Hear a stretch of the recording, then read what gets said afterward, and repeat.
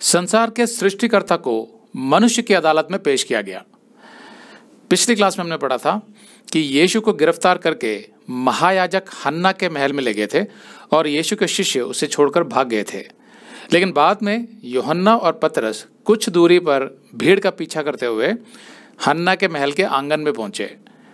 फिर यूहन्ना आंगन में भीतर प्रवेश कर गया, लेकिन पतरस द्वार पर ही खड़ा रहा। हन्ना महायाजक के यहाँ यीशु की प्रारंभिक पूछताछ हुई। यूहन्ना 18:19। तब महायाजक ने यीशु से उसके चेलों के विषय में और उसके उपदेश के विषय में पूछा।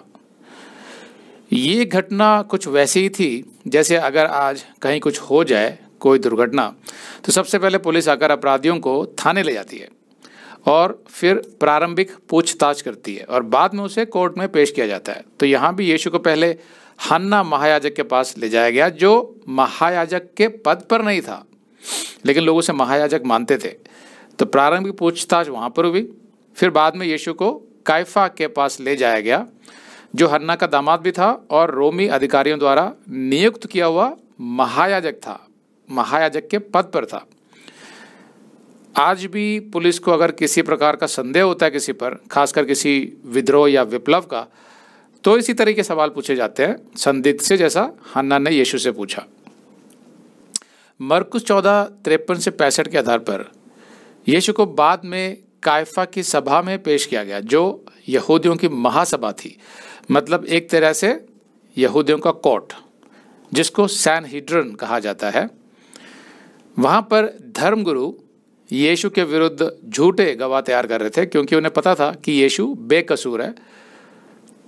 हम यहूदियों की उच्च परिषद पर यानी सैनहिड्रिन पर आसानी से दोष लगा देते हैं कि उन्होंने यीशु की निंदा की और उसके साथ अन्याय किया। लेकिन हमें यह भी याद रखना चाहिए कि पतरस और बाकी शिष्यों ने भी यीशु को त्याग दिया था, जैसा मत्ती 26, 56 और 75 में लिखा है। हम शायद उन धार्मिक नेताओं की तरह तो नहीं है, लेकिन हम शिष्यों की तरह अवश्य हैं, क्योंकि हम भी कभी कभी अपने जीवन के महत्वपूर्ण क्षेत्रों में यीशु की शिक्षाओं को नकार देते हैं और संसार के मूल्यों पर चलते हैं। और बहुत बार ऐसा भी होता है कि किसी परिस्थिति में दबाव के कारण हम यीशु में अपनी पहचान को गुप्त रखते हैं, किसी को बताते नहीं है कि हम मसीही हैं। लेकिन क्या ऐसा करना उचित है? ये हम विश्वासियों को सोचना आवश्यक है। आज हर धर्म के अनुयायी खुले शब्दों में कहते हैं कि हम तो फला फला गुरु जी को मानते हैं, हम तो फला फला भगवान को मानते हैं, लेकिन किसी कारणवश मसीही ये कहते हुए हिचकिचाता है कि मैं तो यीशु मसीह को मानता हूँ और उसी के वचन पर चलता हूँ। वो थोड़ा अनकंफर्टेबल होता है ऐसा कहते हुए। मैं ये नहीं कह रहा कि अन्य धर्म वाले सच्चे परमेश्वर पर अपना विश्वास जताते हैं, नहीं, लेकिन कम से कम वे हिचकिताते तो नहीं है ना, दे आर नॉट हेजिटेंट। क्योंकि मसीही अपने विश्वास को स्पष्ट रूप से व्यक्त नहीं करते, इसीलिए हमारे देश के लोगों को सच्ची मसीहत के विषय में पता ही नहीं है, जिसकी वजह से शैतान को मौका मिल जाता है मसीहत के विरुद्ध झूठी अफवाहें फैलाने का। अगर हर मसीही ये ठान ले कि वो हर हाल में यीशु के लिए खड़ा होगा, he will take a stand for Jesus, और अपने विश्वास को स्पष्ट रूप से लोगों के सामने व्यक्त करेगा, तो कम से कम लोग ये तो समझेंगे कि हम क्या विश्वास करते हैं और क्यों विश्वास करते हैं, क्योंकि अभी तो लोगों को मसीहत के बारे में पता ही नहीं है। अगर आप ये संदेश पूरा देखना चाहते हैं तो आप इसे हमारे वेबसाइट hindiBiblestudy.com पर देख सकते हैं।